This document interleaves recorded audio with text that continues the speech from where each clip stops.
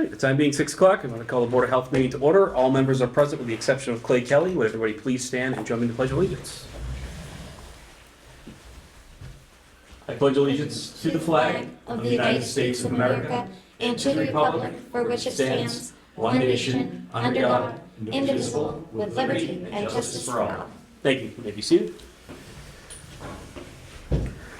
First order of business tonight are public announcements from the Health Department. I'm going to turn things over to our Health Agent Chris Schultz and Public Health Nurse Lindsay Wright. And I'm going to turn it over to Lindsay Wright. Start. All right.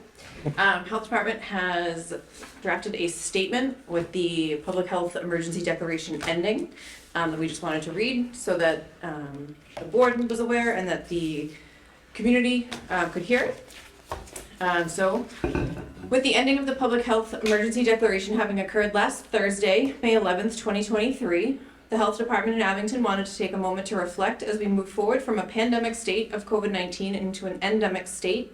The ending of the public health emergency declaration does not end the transmissibility of the virus itself. It does, however, change the data reporting structure on a national level, and it also changes the funding available for a coordinated nationwide response. Abington Health Department is committed to continuing to keep our residents informed and safe. We will continue to offer at-home test kits and COVID-19 vaccines to residents and are always available to answer any questions that may arise. Beautiful. Any questions from the board about reporting or anything like that? So this is a federal level ending? Yep, so the federal funding and the coordinated federal response is dissolving slowly. There's 5 acts that, I believe it's 5, don't quote me on that. 5 acts that went into this coordinated response, and they are slowly being taken away, and pieces of it are being stripped away. The biggest one with the public health emergency declaration ending is that the coordinated federal level response and reporting at the CDC level is going to go away. So tracking of COVID metrics, vaccine tracking, and nationwide kind of 30,000 foot view of how we're doing goes away. So we're kind of just back to not knowing kind of where every other state is, making it hard on a public health standpoint to judge behaviors and, you know, how things are going elsewhere. But we are going to continue doing what we've been doing here, encouraging people to stay home, wash hands. If they're comfortable, get vaccinated, get boosted. We will continue to offer all of our services. Thank you, Lindsay. Yeah, thank you. Anybody else? Questions for Lindsay? Chris, do you have any other announcements? 2 quick ones. First, I just wanted to mention that May is Mental Health Awareness Month. We've been doing a social media campaign. If you are not following us, we are on Facebook at Abington Health Department, Instagram at Abington Health Department, and Twitter at Abington Recycle. And the Abington Health Department will be co-hosting a QPR training, which stands for Question, Persuade, Refer. It's offered by Plymouth County Suicide Prevention. We are co-hosting that with Abington Aspire and Abington Cope tonight here at Town Hall. I'll have a after-action report on that next meeting. That's all. Great. Any other questions for the Health Department before we move on? All right. So our first and only real action item on the agenda, other than our administrative things, are reviewing sections 5 through 7 of the model regulations for private wells. That first section that we'll be looking at is on page 6 of those model regulations, and it's for a water supply certificate. I do have a copy with me of our current regulations, which I didn't know were effective as of November 15, 2000, so it's been 23-ish years since they've been touched, so good to know. All right, so looking through, the one thing that I was able to note was that section 1 is the same as our current regulations. And really the only change in here is that a well construction permit is now being required for submitting to the Board of Health, the section 2 that's in that one. That's the only change between the 2 regulations. Is that the section 2 on this because we have the regulation earlier? It covers that kind of thing, or I'm sorry, can you just? Yeah. So our current regulation already has a copy of the well completion permit, a copy of the pumping test, and a copy of the water quality report. Oh, okay, This just yeah. adds that well Okay. construction permit. Sorry, yep. Um, oh, and actually, nope, that's not even true because somebody didn't use Word properly, and it's not part of the list, so it isn't Okay. there. So Okay. nothing changed. Perfect. Even better. Oh, it is in there. Yeah, Nice. I was gonna say, that seems like a weird. it's. I agree with that. That seemed like a weird thing. So wow. Okay. So somebody figured out Word. That's great. So unless we have any further changes we want to make here, I'd take any action on that section. I'll move to approve section 5 for the new water regulations as written. Motion to approve section 5 by Kevin. Do I have a second? Second. Second by Katie. Any further discussion? All in favor? Aye. Aye. Opposed? All right, and we move on. Section 6, so there's a lot of wording changes here. If you look at the old ones, if everybody wants to take a look at these and wants me to pass them down, I'm more than happy to do so. It's really kind of bizarre, right? So this is listed as a very long, just string of paragraphs where this is changed into a bulleted list. So as Chris and I were chatting briefly earlier, we cannot figure out what was actually here or not there because it's all over the place. So just kind of looking through real quick, I think maybe the easiest way to do this is I will read through the old section that corresponds to this. Mhm. We can look at those differences and kind of look at it piecemeal. It might make the most sense. So, so this is the first section, section 1. In locating a well, the applicant shall identify all potential sources of contaminations which exist or are proposed within 200 feet of the site. When possible, the well shall be located upgrading of all potential sources of contamination and shall be as far removed from potential sources of contamination as possible, given the layout of the premises. It seems here that it's generally a wording change between the two. Any change on that? I figure it might be best to do it that way. Yep. Okay. So next section here, so this is where it starts to deviate. So section 2 is where you have your ABC. Pretty much this is just a bunch of paragraphs. So I'm going to try and pull out here. It's pretty much saying no well shall be permitted for use as potable water unless it meets the following setback requirements. On here it says 10 feet within a property line, which is in our old regulations. 25 feet from a public or private roadway, which it's worded differently here, but is written. 15 feet from the right of way, which is there as well. 50 feet from the building, sewer line, or septic tank, which is here as well.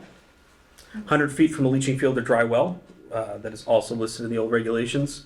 100 feet from a stable, barnyard, or manure storage. Don't believe that is in here, so this would be an addition.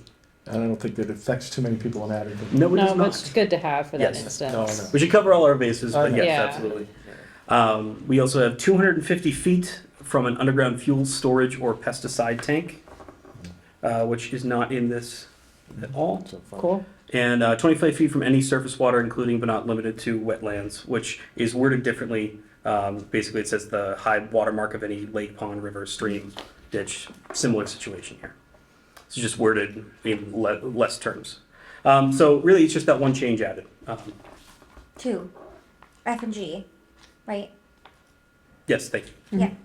Do we need a motion? So I'll make a motion to include F and G in the new regulations. I don't know if we want to wait just to the end. We can approve that whole section Okay. as once, because if we do individual motions for each one, it'd be It a will take a lot. long time. Okay. Especially, I don't want to do too much for the Because minutes either. we're also changing like that number 2, we're changing like the whole look of it, like the way it's Yeah. written entirely as well. Right. Like we want it as such, not just the wording, but also the fact that it's like bulleted and laid out Right. much more concisely. Yeah, this is definitely a lot less confusing to read. Super helpful, yeah. The next one is written in here. Let me just find the corresponding section because, of course, they're not in the same order. Here it is. The board reserves the right to impose minimum lateral distance between requirements from other potential sources of contamination not listed above. As such special well location requirements shall be listed in writing as a condition of the well construction permit. Is exactly the same or maybe different, but it is the same exact wording. Yeah. Same exact meaning. Next one is each private well shall be accessible for repair. Each private well shall be accessible for repair, maintenance, testing, and inspection. The well shall be completed in a water bearing formation that will produce the required quantity of water under normal operating conditions. It seems, Similar. yeah, similar, again, the wording's different. I think he uses the word volume, things of that nature. All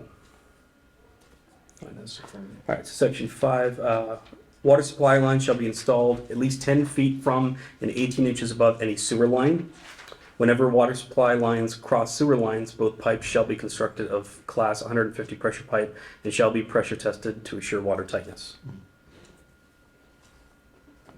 Seems, again, Very similar. similar. Yep. A lot of these seem to be just wording changes. This is the last section there.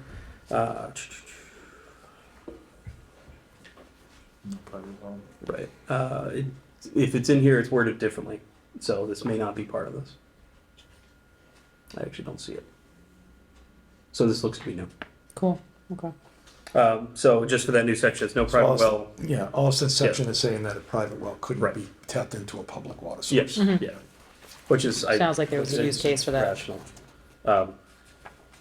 Chris, is there anything in those sections that we've gone through that from an enforcement perspective? No. Worded differently on purpose, or? Okay. I think based on this, I might have about 3 feet that I'm able to use. Yeah. Well, I mean, Yeah. it's like, because I have sewer lines and everything else Yeah. going through my property. All right, so it looks like we're just changing those formats and wordings and updating some of that, those two setback requirements. Do I have any action on section 6? Go ahead, Katie. Okay, so I'll make a motion to change to the new bulleting format and include sections F and G of part 2 to the new regulations. Okay. I'll Does second that the cover motion. it? Okay. All right, I have a motion and a And second. 6. Yeah, we And probably 6. should Oh, motion and to approve the 6. entire section. As Okay. written. Um, Yeah. So, Robert's Rules of Order, how do we proceed with Well, that she one? could withdraw her motion. Yeah, you should withdraw that Sorry. motion. Okay, that was my Withdraw- first one, guys. It's okay. Okay, withdraw the I motion. was excited to go for it. Okay, I will withdraw my earlier motion, and can I retry again? Yeah. Sure. So I make a new motion to approve it as written in the new formatting For section 6. for section 6. Yeah. Okay. I have a motion by Katie to approve section 6 as written. Do I have a second? Seconded. Second by Amanda. Any further discussion? All in favor? Aye. Opposed? And that passes. All right. So the next section we had is section 7. I will say this. There are large changes to the math that is involved in section 7. Okay. I would like to throw it to the board as if we want to maybe spend a little more time looking at just section 7 on its own before we try and jump at this. Or everyone trying to take a stab at it now. So basically in these old regulations, this table's not here. So it kind of changes how we've been calculating, was that the volume of water necessary to support a household's daily need? Yeah, so this is saying here, calculate the water that the well can produce at peak demand. And it kind of changes, instead of going from the number of bedrooms plus 1 times 110 gallons per bedroom times a safety factor of 2 to well yield in gallons per minute by 60 minutes. It's kind of changing that up. I don't know if we want to spend a little bit of time before coming back to this to look I mean, at I'm that. assuming that there was enough studies done for them to Right. decide that. I have not studied enough to know what the, gallons Yeah. needed. I'm gonna trust that there was some math and studies done. Right. Yeah. It is For mostly- us. right. It is And mostly- it's close to what was already there. It's, like you said, Yeah. it's now in a table and just clearer to make it more concise of if you're building a 2-bedroom, 2-bath, this is Yeah. what's expected. Versus you might have had a similar math before, but the way it was written probably made it much harder to determine. Right. So I appreciate that it's more laid out. A layman like myself could actually read this fairly easily. Right. So that you also have the homeowner, if you have, they're gonna have a professional come in and do this, the homeowner could also understand this as well, which I think Right. is super helpful. So, It's kind of like a MCAS test that is spelled out for you, essentially. It does look like the that. train is going 10 miles an hour. Yeah, I really I didn't want to jump into this if we're not prepared to do so. So, but if we want to, let's do that. We can. I mean, I've read it before. I appreciate they have the examples. I love how this was written, so if we need to wait, that's fine, but I looked it over. Yeah, I mean, if Yeah. it's really up to us. If we don't think we need to, we can move forward. Yeah, we can move forward. I read it as well, at length as well, and I don't see really any issues with it. I mean, I think it is pretty informative and it's pretty straightforward. Okay. Would agree. Do we want to look through section by section? Do we want to make a motion? What do we want to do? I'll make a motion to approve section 7 as written, unless you feel that there's anything there. No. I have a motion from Kevin to approve section 7 as written. Do I have a second? Seconded. Second by Amanda. Any further discussion? All in favor, please say aye. Aye. Aye. Opposed? All right, section 7 is included. All right, so we will stop there.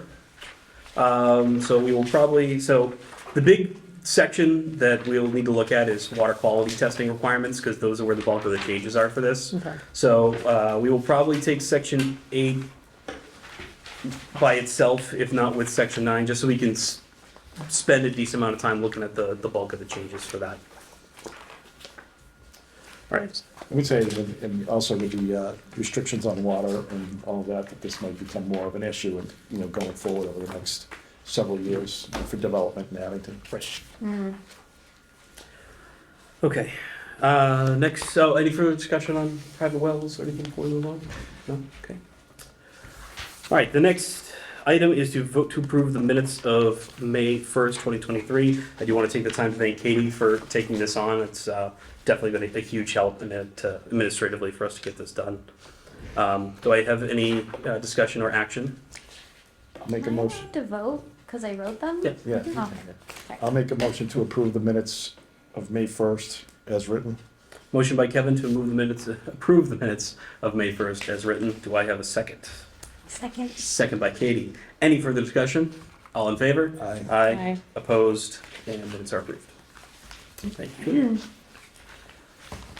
All right. The next item on our agenda is to open up the public comment period. Anybody that wishes to make a public comment, please state your name and address. We are limiting comments to 2 minutes. And at that time, I will open up the floor if there are any comments. We have a comment. Okay, just want to come up, maybe step in the front row and state your name and address. Yep.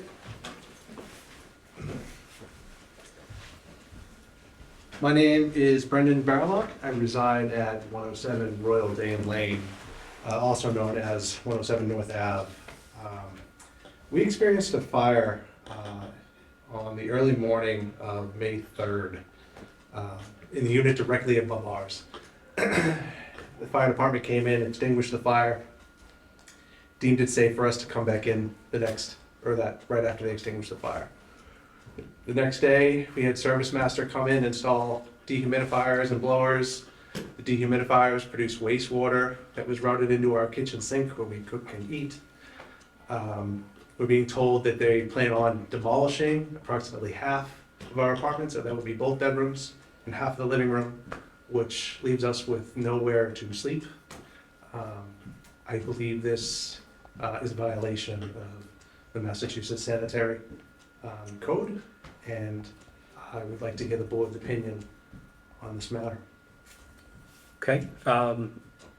Well, Chris, do you have anything as the expert in the room on the sanitary Yeah. code? We spoke briefly on the phone. It sounds like the situation has changed since then. So in the short, at the time, I spoke with fire and building. The housing code generally deals with situations that are not being addressed by the landlord.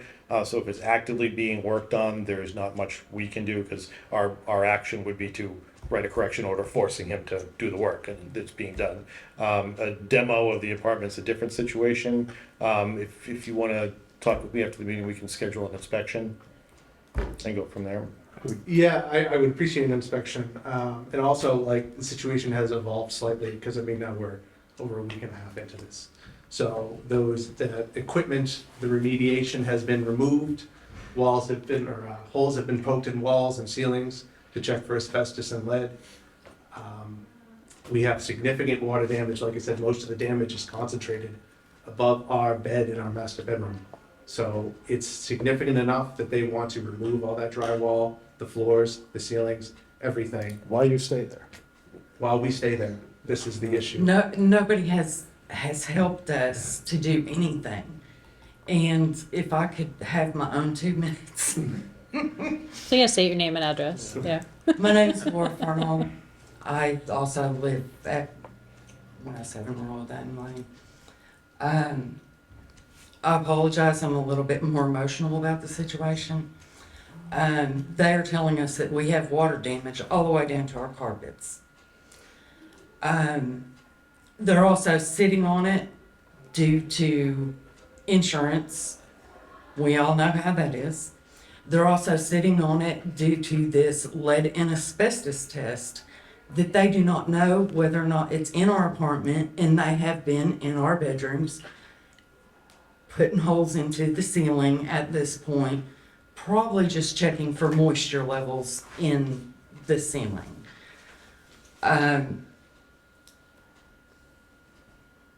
This gentleman, this was not an accident.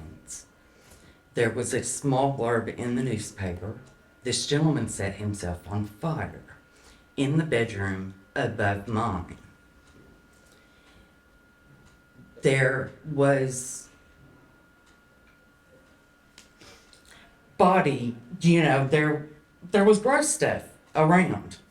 From the back porch on the second level, all the way through the hallway, through common areas. He also busted in that back door, which has not yet been replaced and won't even latch, let alone lock.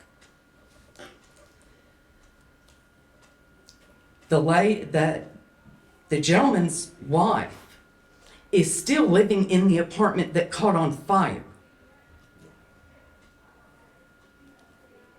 There has been no help for any of us. The two top floors have smoke, and there's one little autistic boy that's living up there already. Also, they haven't even had the money to put themselves in a motel. We were the only ones allowed, that had the ability. This weekend, rates go up to $220 a night. We work for the local towns around here.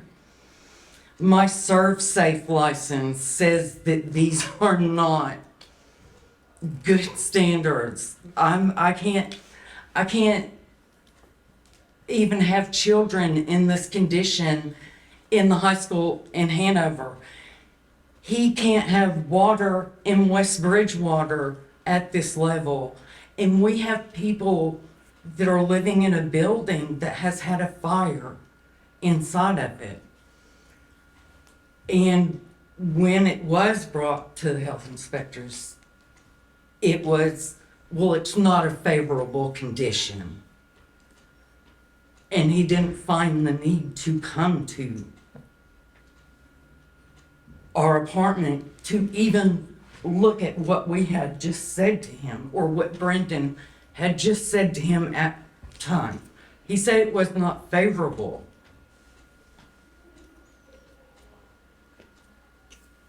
There's blood on the dryer upstairs. I mean, this is the health department. Yeah, so none of that was in the discussion that Brendan and I had the other day. I'm absolutely, as I said, as soon as this meeting's ended, I will schedule an inspection. More than happy to come out. There was burnt shirt and hair Yeah, and none skin of on the that back brought- porch. None of that was brought to my attention. There's still a stain there. There's stuff through the common areas, and there's still people living in the apartments that have all been affected by this. Chris, I asked you if you would like to tour the facility of our dwelling to inspect for yourself, because I was saying there was significant damage there that would warrant an inspection, and you didn't seem interested in doing that, which surprised me. So based on the conversation that we had, again, is that you had contractors in there remedying the situation. The only thing that I am in my power to do is to order your landlord to correct the situation. So it's actively being worked on, there's nothing we can do. Now, what I'm hearing you report now is significantly above and beyond that. That absolutely merits an inspection. I'd be more than happy to come out. I'm sympathetic to the situation. That's not, as I said, favorable, but if it's being worked on, that's what the housing code specifies. So what you're describing now is a different situation that needs to be inspected. And if it's taking, which the estimate that we've been given up to this point is that it could take 6 to 8 weeks Yeah, that's, before we don't even know when they're breaking the walls because we gotta wait for all the testing to come Yeah. through. yeah, and that, again, that is also a different situation. You so. know, and if yeah. And we all have pets that we're all worried about because they're also breathing in all of this stuff and they're, you know, I know pets aren't the same as humans, but to us they are. But you know, if I've got mold and stuff growing on my floor, I don't feel safe even with my kitty being there. You know, which again that's why we're here tonight, is because, you know, we've got multiple people in a building that may not be safe. There's limited things that us as the board are able to do at this point in time, but since Chris does want to have this conversation with you, I think that's the first step. Chris, come out, do an inspection, and we can move from there. A lot of the stuff that happens in that enforcement perspective comes out of the health department administratively. So if that's the route, that's probably the route that is the most likely to yield a better outcome for you right now, is to just, you know, let's move on to have a conversation with him. Let's get an inspection scheduled, and you know, we can always come back to this as a board if it needs to. But I think, yeah, because it sounds like the story now is a little different than what we heard at first, and I think we want to rectify that if we can. So if that's all right, Chris, you can chat with them after the meeting, if that's I all right. appreciate you taking the time out Yes, tonight thank too. you. I know it was not Yeah, easy. So sorry. Thank you. Thank you guys for listening. Of course. You bet. All right. Any other comments this evening? No? All right. Public comment is now closed. Correspondence. Any correspondence from the board or the health department? No? All right. Oh, actually, no, I am going to bring up one thing in this section. Just want to say, Katie, Amanda, Chris, and I all had the chance to attend the Massachusetts Association of Health Boards certificate program on Saturday, May 6th.